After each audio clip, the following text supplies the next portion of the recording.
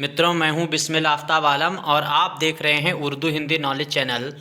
आइए आज बात करेंगे कमलेश्वर के व्यक्तित्व एवं उनकी जो कृतियां हैं उन पर बात करेंगे। कुल मिलाकर कमलेश्वर जो हैं उनके जीवन परिचय पर बात करेंगे। और याद रहे कि हिंदी का जो लिटरेचर वाली सीरीज है रोज़ एक डोज, उसमें इनके जीवन परिचय पे इसलिए बात कर रहे हैं आज क्योंकि बीए के सेकेंड ईयर में इनको शामिल किया गया है और राजा निर्वंशिया इनकी कहानी को भी शामिल किया गया है। तो आइए जानते हैं इनका जीवन परिचय के बारे में। कहानीकार कमलेश्वर प्रसाद सक्सेना का जन्म, इनका जन्म याद रखना है आपको। जन्म ये देखिए, 6 जनवरी 1932 को उत्तर प्रदेश के मैनपुरी ज़िले में हुआ था और इनके पिता जो थे वो ज़मींदार थे। इनके पिता ज़मींदार थे। इनकी आरंभिक शिक्षा मैनपुरी में संपन्न हुई थी। मैनपुरी क्यों? मैनपुरी में ये पैदा हुए और इन्होंने उसी ज़िले में अपनी प्राइमरी शिक्षा को पूर्ण किया। इनके बड़े भाई उम्र में इनसे 14 वर्ष बड़े थे। उनका बहुत सम्मान करते थे। इलाहाबाद में भाई के साथ रहकर इन्होंने स्नातक व स्नातकोत्तर यानी बीए और फिर एमए हिंदी में, कौन से सब्जेक्ट में? हिंदी में इन्होंने पास किया था, शिक्षण पूर्ण किया था अपनी शिक्षा को। और 1958 में इनका विवाह फतेहगढ़ की गायत्री, इनकी पत्नी का नाम याद रखें, गायत्री, फतेहपुर की गायत्री से हुआ, जो स्नातकोत्तर पढ़ाई कर रही थी, यानी वो एमए फाइनल में थी। आगे देखिए कि 1948 में इनकी प्रथम कहानी, इसका नाम आपको याद रखना है, कामरेड इसका नाम है। यहाँ पे इन्होंने गलत शायद लिख दिया है, कामरेड, प्रकाशित हो गई थी। और पढ़ते हुए ही बदनाम गली उपन्यास भी प्रकाशित हो गया था। यानी जब ये छात्र ही थे, एजुकेशन प्राप्त कर रहे थे, उसी वक्त इनका ये उपन्यास भी प्रकाशित हो गया था। कमलेश्वर की साहित्यिक यात्रा इलाहाबाद से प्रारंभ हुई और 1950 में इन्होंने बिहान पत्रिका का संपादन संभाला। कौन सी पत्रिका है? ये है बिहान पत्रिका, जिसका इन्होंने संपादन 1950 से संभाला। इसके बाद इनके हिंदी पत्रिकाओं का संपादन नई हिंदी, ये भी पत्रिका है,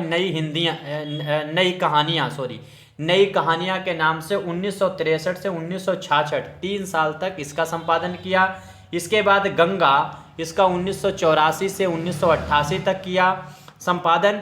और ये इसके बाद में श्री वर्षा, ये 1979 से 1980 तक। इसके बाद में अंगित, ये सारी चीज़ें आप नोट कर लें, किन किन पत्रिकाएं जो थीं उनसे जुड़े हुए थे। तो अंगित जो थी उससे 1961 से 1963।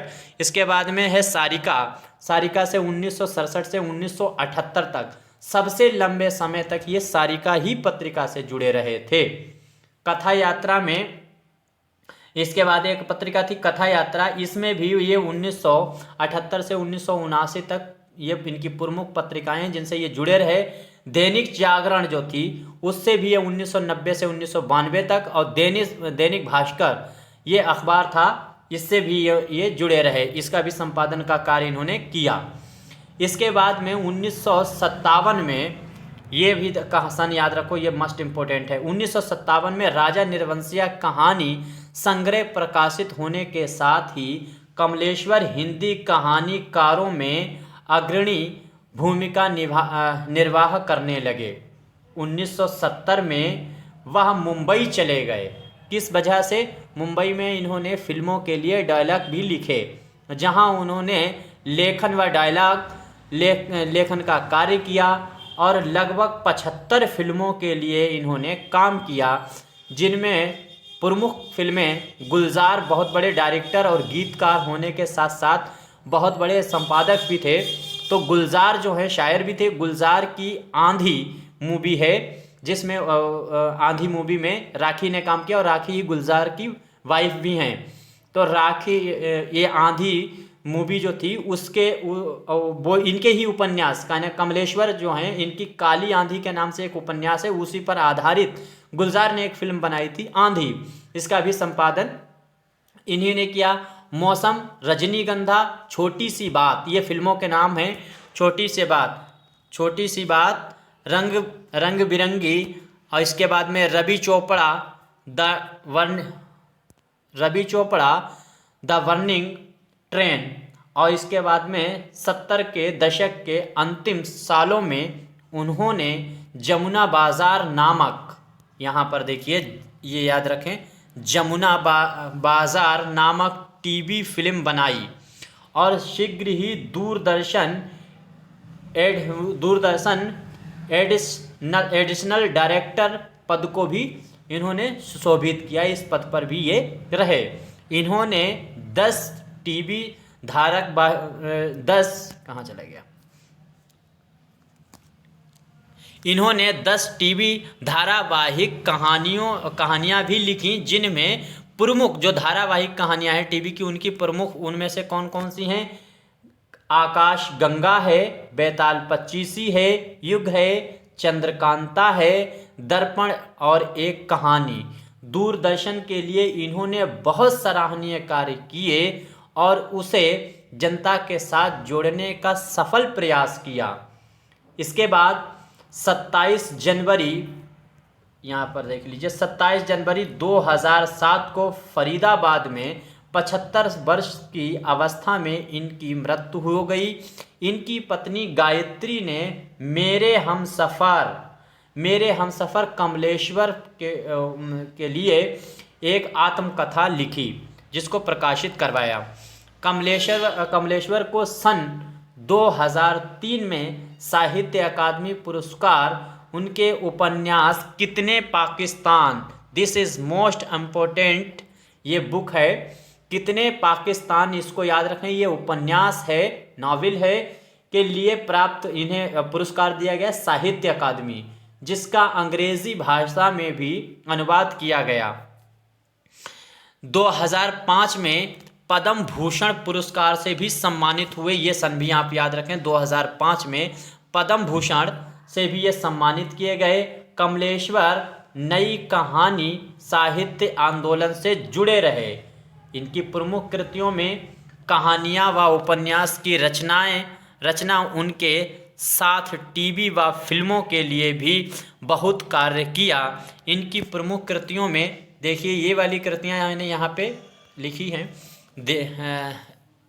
इनकी कृतियाँ कौन कौन सी हैं? देखिए, आगामी अतीत, आज के प्रसिद्ध शायर शहरयार के बारे में भी जान लीजिए कि शहरयार को उर्दू साहित्य में सबसे पहले ज्ञानपीठ पुरस्कार, सबसे आखिर में ज्ञानपीठ पुरस्कार प्राप्त करने वाले उर्दू के ऐसे शायर हैं। इन आँखों की मस्ती के मस्ताने हज़ारों, ये गाने आपने सुने होंगे जो उमराव जान मूवी में इन्होंने लिखे हैं, ये फिल्मों के ये भी शायर हैं। इसके बाद में आज़ादी मुबारक, अम्मा, आंखों देखा पाकिस्तान, आत्मकथा 3 भागों में, ये सब इनकी रचनाएं हैं। भारत माता ग्राम वासिनी, डाक बंगला, जिराज पंचम की नाक, गुलमोहर फिर खिलेगा, एक सड़क 57 गलियां, माटी हो गई सोना, मांस का दरिया, हिंदुस्तान हमारा, जलती हुई नदी, ये आपको हर हाल में याद रखना है, जलती हुई नदी। इसके बाद में जो मैंने किया, कहानी की तीसरी दुनिया, ये भी याद रहे, कहानी की तीसरी दुनिया, कमलेश्वर की श्रेष्ठ कहानियाँ, ये भी इनकी रचना है। और कस्बे का आदमी, राजा निर्वंशिया, दिस मोस्ट इम्पोर्टेंट स्टोरी, राजा निर्वंशिया। और इसके बाद में खोई हुई दिशाएं, महफिल और कितने पाकिस्तान, इसको तो 2-3 बार इम्पोर्टेंट में लगा लीजिए।